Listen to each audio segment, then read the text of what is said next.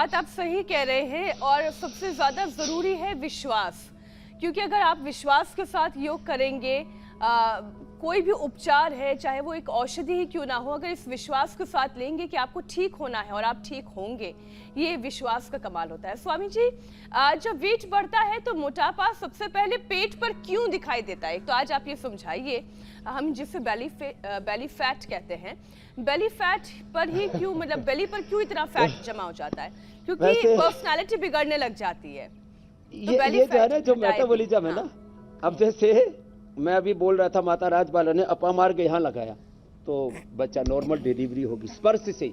कल एक भाई आया, उसने जो है वो पुनर्नवा की माला पहनी हुई थी, जॉन्डिस था, पुनर्नवा की माला पहनने से भी स्पर्श चिकित्सा भी होती है, उससे लाभ होता है। देखो जैसे मेटाबॉलिज्म में गड़बड़ हुआ तो क्या होता है, सब ये सारा रॉ मटेरियल जो फूड का है वो प्रोसेस होके पेट से जाता है, तो सबसे नजदीक पेट ही होता है। पेट से माने इंटेस्टाइन से लीवर से जाता है, तो जो सबसे नजदीक है सप्लाई चेन के पेट से सारे फूड की रॉ मटेरियल की सप्लाई यहाँ से, शरीर का रॉ मटेरियल जो भी विटामिन है, न्यूट्रिएंट्स हैं, प्रोटीन है, मिनरल्स हैं, सब कुछ यहाँ से जाते हैं। तो पाचन तंत्र के, आंतों के और लीवर के सबसे करीब ये पेट होता है। फिर जब यहाँ ठसाठस भर गया तो फिर इधर खिसकता है, फिर जब इधर भी भर गया तो इस फैट को और कहाँ ले जाए, तो फिर बोले जगह कहा, तो ये देखो ये यहाँ जगह है, तो बोले यहाँ बढ़ जाओ। अब मेरी इतनी जगह है, और मेरे पेट में भी देखो, पेट मेरा, तो अपनी पेट की चमड़ी पकड़ के दिखा। स्वामी जी, उमेश, आपका पेट गरीब सा लग रहा है। लोग कहते हैं कि जिसका पेट होता है वो समृद्धि और संपन्नता की निशानी है। तो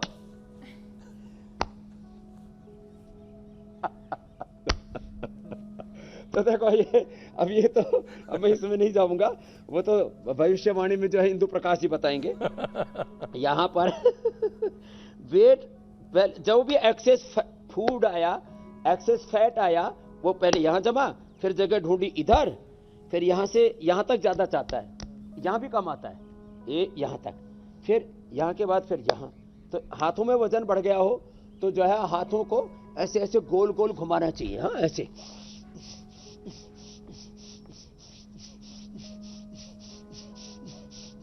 100-200 बार ऐसे हाथ घुमाओ।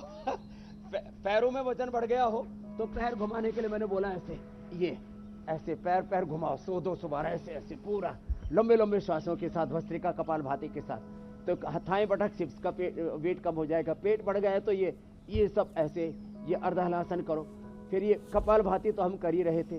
तो जहां वजन बढ़ गया है सबसे ज्यादा थाई बटक सिप्स पर बढ़ता है, तो ये 100, 200, 500, 1000 बार तक मैंने नाम दिया हुआ है। जो ज्योत्सना जी, मीनाक्षी जी, हुसैन भाई और प्रिया जी, पूजा जी, तो ऐसे देखो ये ऐसे मैं शतसहस्र साधना ऐसे पूरे पागलपन से, एक जुनून से, एक मस्ती से ऐसे पूरा ऐसे करवाता हूँ। तो फिर थाई पटक सिप्स का ये कमर का, ये तो है ना, यहाँ जो बढ़ जाता है ना वो इससे ही कम हो जाता है। 100-200 बार ऐसे ही करना, 500 बार, 1000 बार तक करवा देते।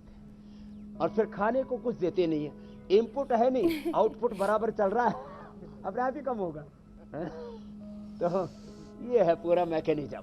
और दिलचस्प ये भी है कि जो मेहनत का श्लोक है, सिंहासन और ऊंचाई भी करना पड़ेगा, नहीं तो लोग अक्सर ये कहते हैं स्वामी जी कि कुछ लोग जो है 2 रोटी कमाने के लिए दौड़ते हैं और कुछ लोग 2 रोटी पचाने के लिए दौड़ते हैं।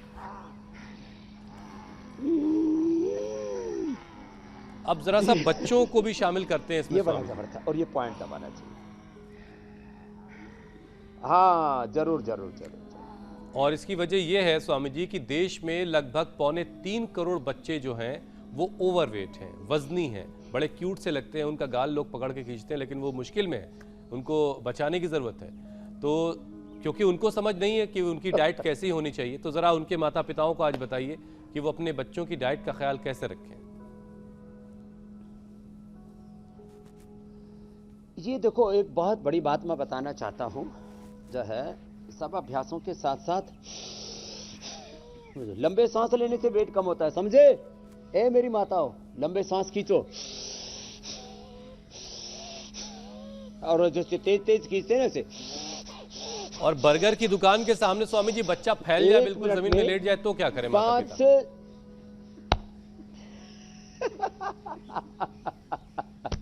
तो उसको समझाना है, बेटा अभी तुझे बहुत जीना है, मोटा हो जाएगा तो फिर स्वर्ग में, जन्नत में, मोक्ष में, वहां पर भी दरवाजा बहुत पतला सा है, तो नरक में ही चला जाएगा, जीने के बाद भी दुख पाएगा।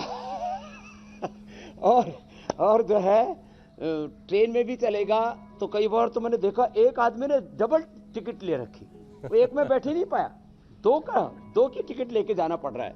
बेटा खर्चा बढ़ेगा, फिर मोटापा होगा तो बीपी शुगर होगा, बेटा कुछ फिर खा ना सकेगा, मोटा हो जाएगा तो मोटे व्यक्तियों की प्रोडक्टिविटी, क्रिएटिविटी कम हो जाती है। तो मोटापा के लिए बच्चों को अवेयर करने के लिए एक तो फिर और उनको दौड़ाएं। जो देखो जो दौड़ लगाते हैं बच्चे, खेलते हैं और अच्छी बातें सुनते, देखते, सोचते, विचारते हैं तो फिर ज्यादा खाने की इच्छा ही रहती है। देखो जिसके पास में बहुत ज्यादा काम है ना, उसको सच बात तो यह है कि खाने पीने और तमाम तरह की दुनिया, भोग विलास, रसना वासना के इस पूरे कुचक्र में पड़ी हुई है। उनको अपने ध्येय से, अपने कर्तव्य से, अपने गंतव्य से उससे फुर्सत नहीं होती है। खैर, तो एक तो भस्त्रिका, कपालभाति, अनुलोम विलोम ये कंटिन्यू करना, और बच्चों को एक बहुत बड़ी बात, साइंटिफिक बात कह रहा हूं, टेस्ट बड्स है ना, जैसे बचपन में डेवलप हो जाते ना, जो बचपन में जो खाएगा, मांस, मछली, दाल, शाक, सब्जी, गाय, भैंस, भेड़, बकरियां, सांप, बिच्छू, छिपकली, जो जैसा खाएगा वो वैसा ही बार बार खाता है, टेस्ट बड्स डेवलप हो जाते हैं। अब मैंने पहली बार जब वो मुर्गा लटकता देखा और वहां से मांस पक रहा था, करोल बाग में मैंने पहली बार देखा था, दिल्ली में गुरुकुल से जब आया तो मेरे सिर में दर्द हो गया, और बहुत देर प्राणायाम ध्यान करके मैंने ठीक किया, तो मुझे तो सिर में दर्द हो गया और उल्टी हो गई, और कुछ को मुंह में पानी आता है मुर्गा लटकता हुआ देख करके। तो ये सब क्या है? ये सब हमारी भाव चेतना है। मैं कोई शाकाहार मांसाहार की, कोई वेगन की बात नहीं कर रहा हूं। तो जो हम बार बार खाते पीते सोचते जीते हैं, वैसे ही स्वभाव बनता है। टेस्ट बड्स ऐसे हैं, जैसा बचपन में खिला दिया हमने, बचपन में सारी शाक सब्जियां, दाल, रोटी सब खाया, इसलिए हमको एक कड़वा करेला कम बनता था घर में, कहाँ फुर्सत माता जी उसको लिए, फिर वो नमक में पहले डाल के रखती थी, फिर वो करती थी, तो खेती बाड़ी का, ढोरों का, गाय भैंस का इतना काम होता था, तो माता जी करेला कम बनाती थी। एक करेले को छोड़ के अब तो मैं करेला भी खाने लग गया, क्योंकि समझदार हो गया हूं। बाकी सारी चीजें बच्चों को बचपन से, साग सब्जियां, फल सब उसको ना खाएं तो ठूस ठूस के खिलाना चाहिए। बोले खा खा, तो 7 दिन जो खाएगा वही स्वभाव बन जाएगा। जैसे मेरे पिताजी कहते थे कि प्लेट में जो रखा है खाना खा लो, वरना नाक और कान में ठूस दिया जाएगा। तो उस डर से जो है कभी ना कहने की आदत ही नहीं पड़ी, जो है सब खा लो। हाँ, और इसलिए ये आदत ऐसे डालनी पड़ेगी। और ये बुरी चीजों की आदत तो एकदम पड़ जाती है, बर्गर, पिज्जा, इनमें टेस्ट एनहेंसर्स हमारी पूरी बॉडी के मैकेनिज्म को, ब्रेन के प्रोग्रामिंग को गड़बड़ कर देती है ये सब चीजें। तो एक बड़ा नाम आजकल सुनने को मिल रहा है स्वामी जी, अजीनोमोटो, ये पता नहीं क्या बला है, ये खाने में जायका बढ़ा देती। बहरहाल चाइनीज फूड में पड़ता है, हाँ, और अजीनोमोटो ये बड़ा खतरनाक होता है। ये अजीनोमोटो बहुत मोटा करता है। जी जी जी।